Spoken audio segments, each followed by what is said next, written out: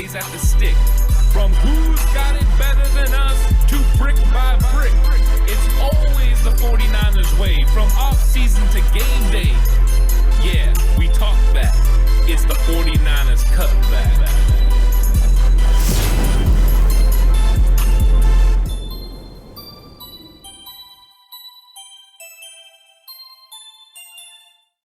Welcome to this episode of the Sports Detective Podcast Show. My name is James Williams, and today we are talking about the San Francisco 49ers, and I am joined by Anthony Robertson, who's the host of the 49ers Cutback podcast. And Anthony, if we go back to 2024, that season, Super Bowl hangover, just about everything that could go wrong for the 49ers did go wrong. Christian McCaffrey's out the entire year, a bunch of injuries all over the place. Your first-round wide receiver gets shot in the chest.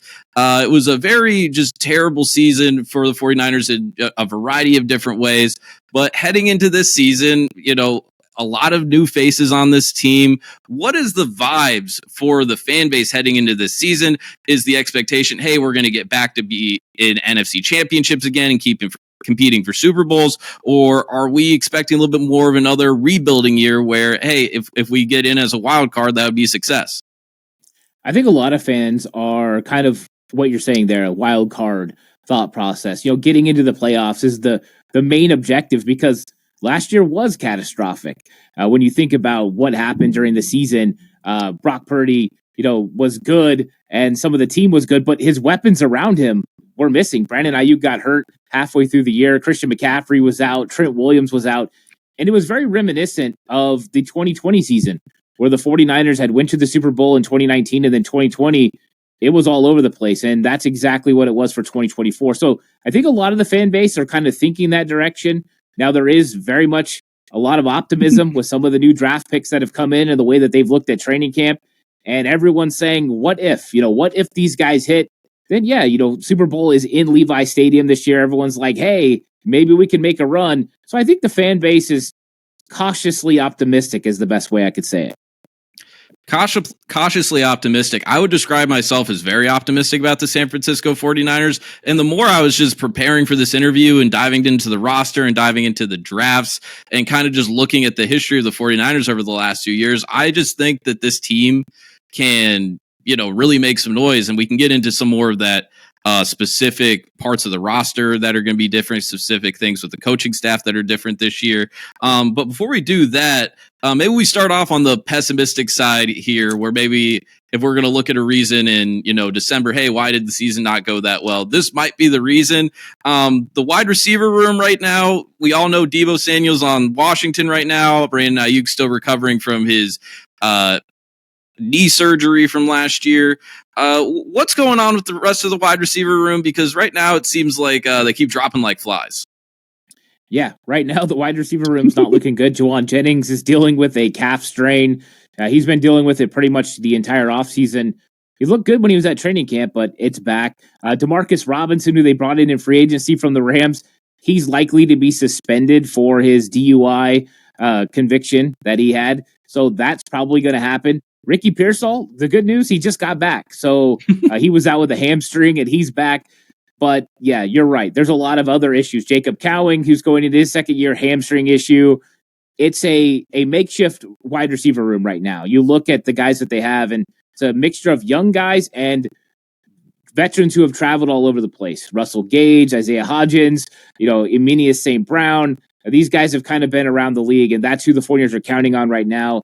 With some fun rookies, but this wide receiver room is definitely not as good as I think they were thinking it was going to be coming into the season. But if the health turns around, Jennings, Robinson, Pearsall, that's a pretty good top three as long as they're all healthy and on the field. Please like and subscribe to the channel if you haven't already. I really appreciate it. If you're listening on audio platform, 49ers Cutback on Believe Network, please give it a 5-star rating. Now, FanDuel is the title sponsor of this episode of 49ers Cutback. And FanDuel, I'll tell you what you're going to get if you use FanDuel. What you'll find at FanDuel is in week 1, the 49ers versus Seahawks, FanDuel's got a full menu of betting options for the NFC West clash. Standard bets, which is spread, total points, money line, player props, Brock Purdy passing yards, Christian McCaffrey rushing totals, George Kittle TDs, and Ricky Pearsall receiving yards. And Pearsall had himself a day at joint practices. Same game parlay, stack picks like 49ers to cover, McCaffrey to score, and game total to go over.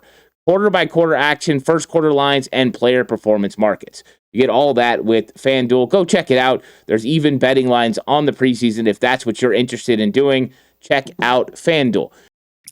Even though we talked about a little bit earlier about a lot of the injuries that the 49ers had on offense, you mentioned Trent Williams was out, Brandon Ayuk, obviously, Christian McCaffrey was out the entire year. The 49ers offense was still pretty productive in 2024, fourth in the NFL in yards, 13th in points per game. So still like an above average offense at the worst, you could probably say.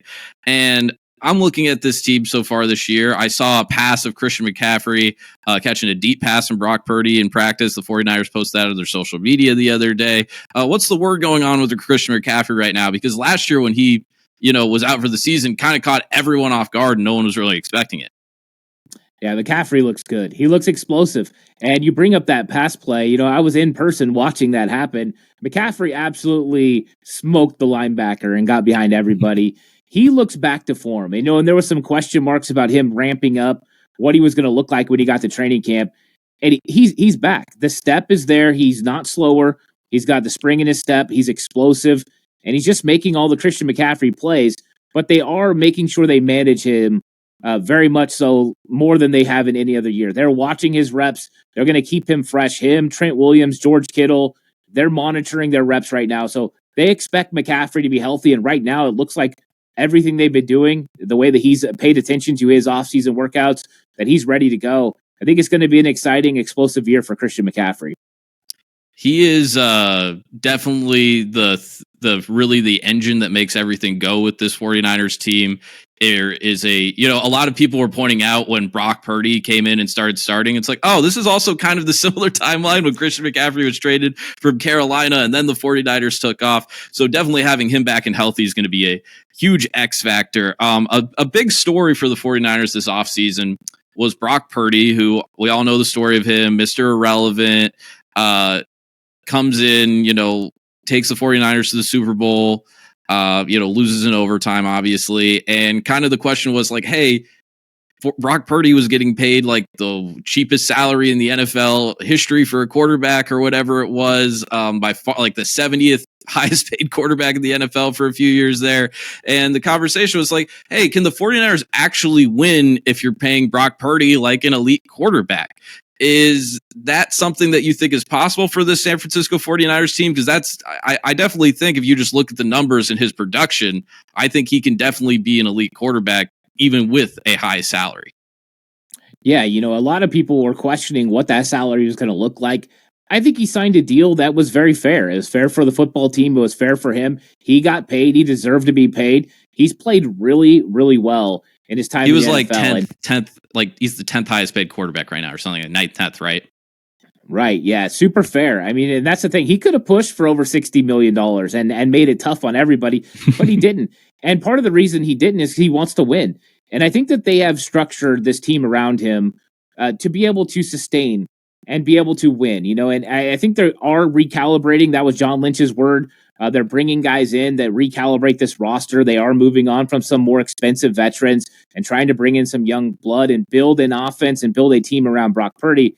But they definitely can win with him because Brock Purdy is not, I know a lot of people throw around a system manager or, a game manager. That's not what he is, because when the pocket breaks down, Brock Purdy goes to work and does some of his best work outside the pocket. He is a playmaker. I love watching Brock Purdy go.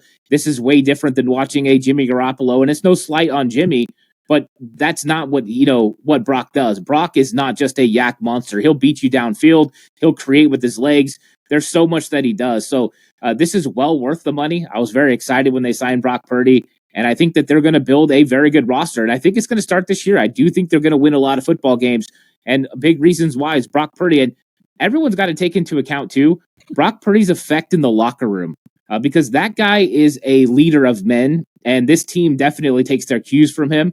And that's something that's really big when you're talking about a franchise, and he's going to do a good job of leading this team into the future.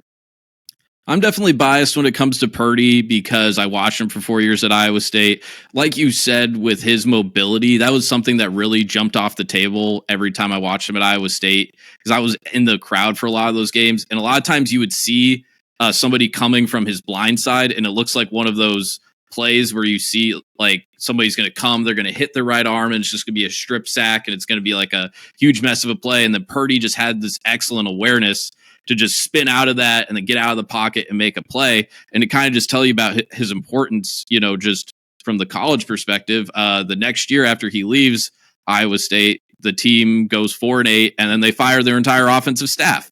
So that kind of just shows you how important he was, even dating back to his college days. And I also think too, you talk about the contract, and like we could say this with any single quarterback in the NFL right now. Like I think his money's pretty comparable to Jalen Hurts. It's pretty comparable to Jordan Love. And no one's saying, hey, you can't win about Jordan Love if he's making this much money. Hey, you can't win with Jalen Hurts if he's making this much money.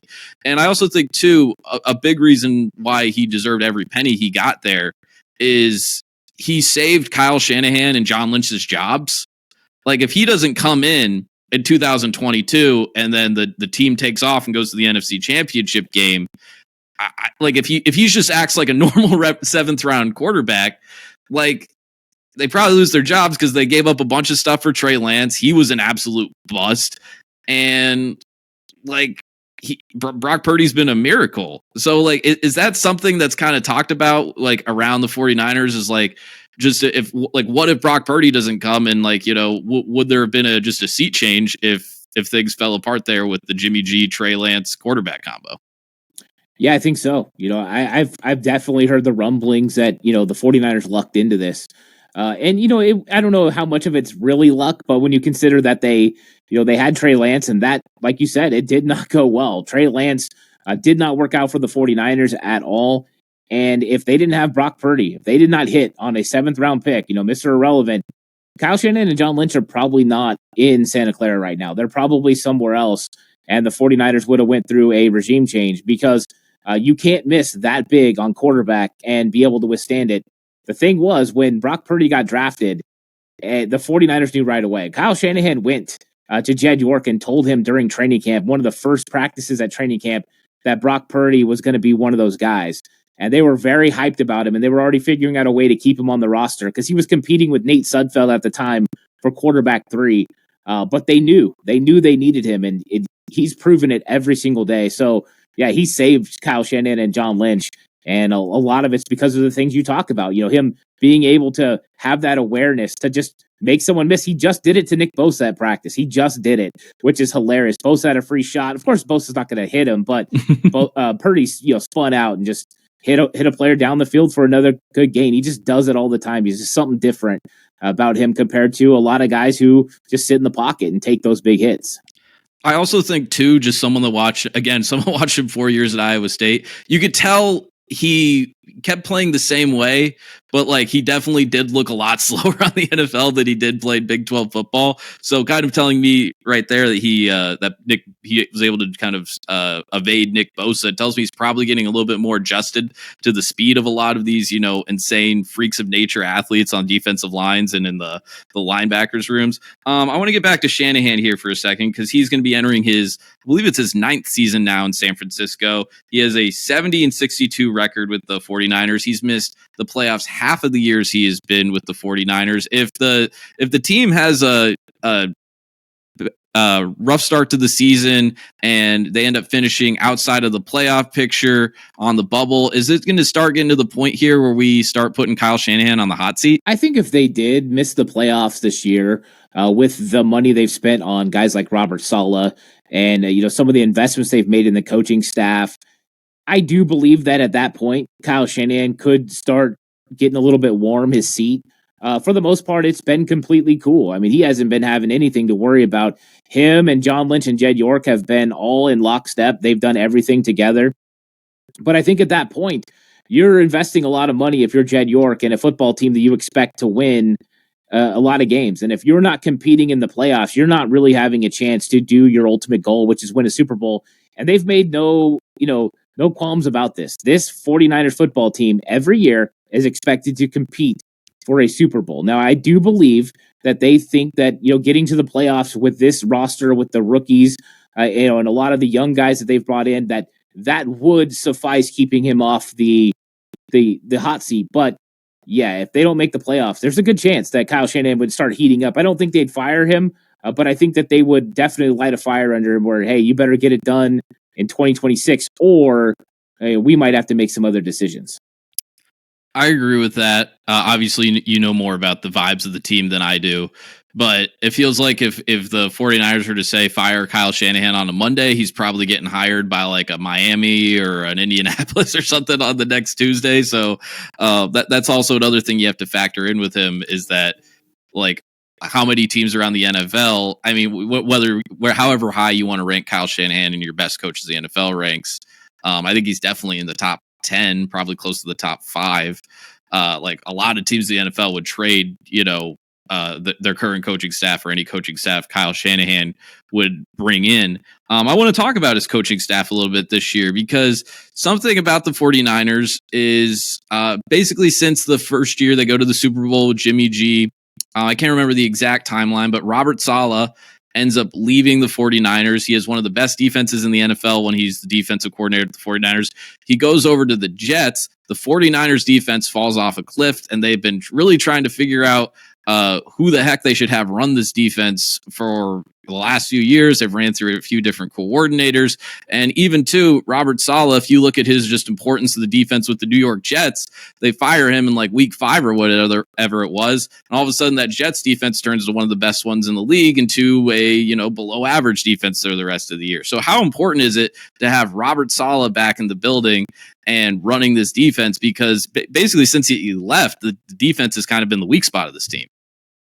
Yeah, Kyle Shanahan was very, very much wanting Robert Saleh to come back, this season. And part of the reason was he built, the defense with Robert Saleh. They built the team together, coming together in 2017, and they got there in 2019. They figured out the secret sauce to get this defense where they wanted it. They had already somewhat kind of translated and evolved a little bit from Pete Carroll's defense in Seattle, but that was the basis for it.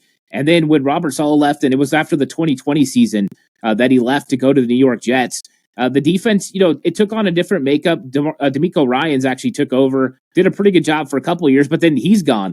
And once you were without Saleh and DeMeco Ryans, it fell off a cliff. It just hasn't been as good. Steve Wilkes, he helped the 49ers get to the Super Bowl, but they had some inconsistency stopping the run. It's a little bit difficult there. Last year was a complete dumpster fire with Nick Sorensen. It just wasn't good. They just haven't been able to marry the front and the back end together. So this is going to restabilize, but it's also going to bring energy.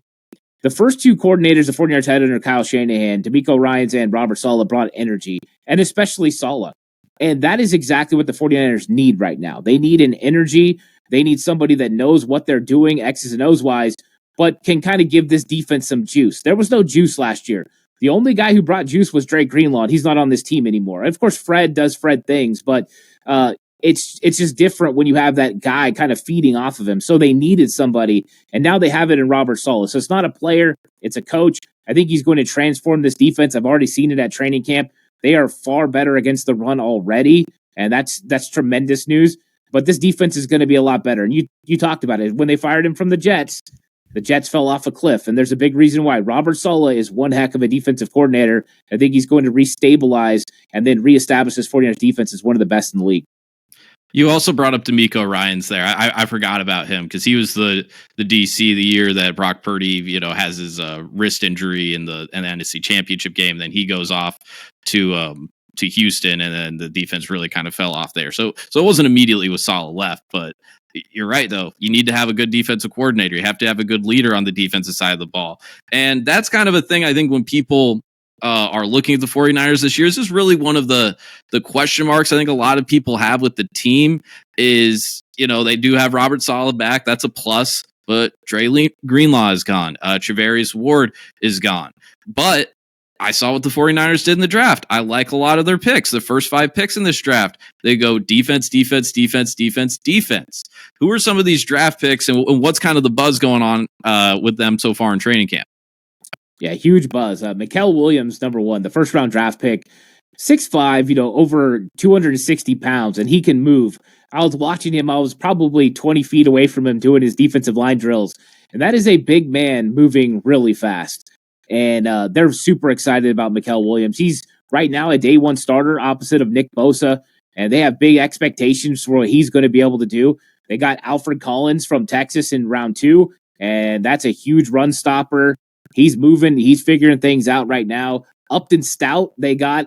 He was actually their second pick of the third round. And he's been playing starting nickel corner for a lot of snaps, especially once Renardo Green went down with a hamstring injury. He's looked really good. And then you've got Nick Martin, the linebacker. He's been playing. He's figuring it. Right now, Nick Martin's not one of those guys that's worked into the starting lineup. The other guys are probably going to start. And then the guy just outside in the top 4, CJ West, he has been probably the most impressive of the defensive linemen, especially over the last week when they got in pads. Violent hands and just absolutely walking people back into the quarterback. I think he's a fun player for the 49ers, but that front 7 has been redone, and they are a lot different than they were last year, and those young players are a big reason why. Size and speed was the name of the game for the 49ers draft. A lot of the things I look at with the 49ers, too, they kind of parallel, or maybe not parallel is not the right word, but they kind of have the same trajectory as the division rival, the Los Angeles Rams, have, where, what was it, like a few years ago, right after the Rams go to the Super Bowl, they have a year from hell where they have a bunch of injuries, and it looks like, oh my God, Stafford's washed. John McVay's going to retire and go work for Fox or something. Aaron Donald's going to retire. This team's, just barren, and the future's just a mess. But then what happened the last few years? The Rams went into the draft. They hit a bunch of home runs. They got guys like Puka Nacua, that was a gem. They got Jared Verse on the defensive line, who was an absolute stud in the first round. So I'm kind of looking at that same stuff here for the 49ers, because even too, I was going through some past few drafts too. A lot of other guys, like you mentioned Renardo Green, a lot of other guys from these previous drafts too are still on this team, and I think they're going to develop and be a lot of really good, maybe not superstars, maybe not all pro players, but I do think they can be really consistent contributors on both sides of the ball. I should have mentioned this or asked this earlier too when we were talking about the offensive side of the ball. Are the 49ers going to miss Deebo Samuel and his leadership heading into this year? Because that was the thing, too, about Deebo. He's obviously a terrific playmaker on the field, but he was also a guy that was leading the team out of the tunnel every single game. I think that there's probably an element to that's going to be different, because he was a big energy type leader. Him and Trent Williams are definitely emotional leaders, and were a big part of kind of pushing that offense. But they have guys, right? They have George Kittle that can kind of do that same thing. Jawan Jennings, I don't know if he had the room to do that with Deebo kind of ahead of him, but Jawan Jennings plays with that kind of energy and kind of brings that energy as well. So I think that they're going to replace it. I really do. It will be different, though. This team cannot be the same without Deebo Samuel. His demeanor, the energy he brought to the offense, the explosive nature he played with. We're going to miss Deebo Samuel. That's just the way it is. But I do think that they've prepared, and they've got guys who are kind of ready to step up into those roles. And I think it'll be fun seeing a guy like Ricky Pearsall. He's got a lot of juice and a lot of energy that I don't think people really know yet. And I'm excited to see people kind of see him spread his wings a little bit when he gets a more prominent role. And I think his leadership's going to come out a little bit as well. Completely agree. Looking at the rest of this division in the NFC North, the Rams are basically the favorite right now. Everyone's picking them. I know you're going to be very optimistic about your team, the 49ers that you cover. If there was going to be like a really surprise division winner in this division, is it more likely going to be like the Seahawks or the Cardinals? Because I don't know. I kind of like what both of those teams did over the offseason. Yeah, that's what's interesting is I felt like the NFC West, every one of the teams had a good draft. They've brought in good free agents. And so I was, talking about this for a while. I'm like, man, these guys are good. And Arizona, their question mark solely lies with that quarterback situation with Kyler Murray. If Kyler Murray comes out and plays consistent, good football, that team is dangerous, because Jonathan Gannon has drafted some really good defensive linemen and good defensive players over the last couple of years. I think that they're one of those sneaky, scary teams. But I think that Seattle has the best defensive line out of any of the teams in the NFC. And I know that the Rams have Jared Verse and Braden Fisk, and they're good. But that Seahawks defensive line, when you've got Leonard Williams, and they're just scared. Leonard Williams scares everybody. I mean, when you have a guy that can throw Trent Williams around, you got someone special. So I think Seattle's defensive line's the best. So they're probably the most dangerous, especially early in the season. We'll see how that offense picks up now that they've got a Kubiak running the offense and Sam Darnold pulling the trigger. But it's going to be interesting for sure. I think all four teams are in the mix to win the division. I know the Rams are the favorites, but I do think all four teams are in the mix. It's honestly going to be just like which it probably is every year, you could say this, but it's going to be a schedule thing. It's going to be an injury luck thing. Like if the 49ers get like 10 more guys hurt or something like that, maybe things aren't looking good. That's maybe a few wins that could go the other way for all those teams in the division there. Seattle, obviously, just a lot of, question marks on the offense, positive question marks. Sam Darnold on a big contract. Cooper Kupp's coming in. Jackson Smith and Jigba is probably finally going to get a chance to play the role of where he was drafted as a first round pick. Offensive line, a whole lot of question marks there. Those are probably the negative question marks. Then like Arizona, like you said, like can Kyler Murray be consistent, but can he also unlock like all of these amazing targets? Because Trey McBride last year was absolute stud, but he didn't score a touchdown until like week 15. Marvin Harrison was touted as this, generational wide receiver prospect, and then he did not look good this next year. So it's like if Marvin Harrison plays like the guy that he was drafted, like I don't know, Cardinals like you're right, like all four teams can win this division. Yeah, the Cardinals are always scary. But what's interesting about them is, and I thought it would change with they got a new coach with Jonathan Gannon, is they always start out strong and then fall off. I don't know exactly why, but you get to about the middle part of the season and Arizona disappears. And the only thing that I can think is it's Kyler Murray because he's been the consistent, but they've got the weapons. And Marvin Harrison's put on a lot of muscle. He's transformed his body. He looks like he's prepared for NFL football. Trey McBride's probably my second favorite tight end in the NFL behind George Kittle. I think that he's a real stud. And so, yeah, they're fun. They're dangerous. I don't know. I never go into a game with Arizona and think the 49ers are going to for sure win it. I don't think there's any sure locks, especially Arizona. For whatever reason, they just play everyone tough. It's going to come down to that schedule against other teams. And like you said, this strength of schedule, which is going to hurt the Rams the most. The Rams have a really tough schedule this year. And Matthew Stafford's already starting with some back issues. Jimmy G at the helm. And I know as a 49er fan, give me Jimmy G all day over Matthew Stafford. We want Jimmy G playing in those games. I love too how Devontae Adams like left the Raiders because he was like, Jimmy G is going to ruin my career and get me killed on the football field. And then all of a sudden his nightmares are just coming back to life this training camp where he's got Jimmy G throwing him passes in practice all day. So it's funny how things just come full circle. It's a small world, as they say. And this has been amazing. Loved all of your insight here talking about the 49ers. Please like and subscribe to the channel if you haven't already. I really appreciate it. If you're listening on audio platform, 49ers Cutback on Believe Network, please give it a 5-star rating. This episode is brought to you by FanDuel. Go check them out, see if you like it. And if you do, you can bet with them all season long. Thanks for watching. I'll catch you guys in the next one. Until then, stay safe. Remember, the right way is always the 49ers way.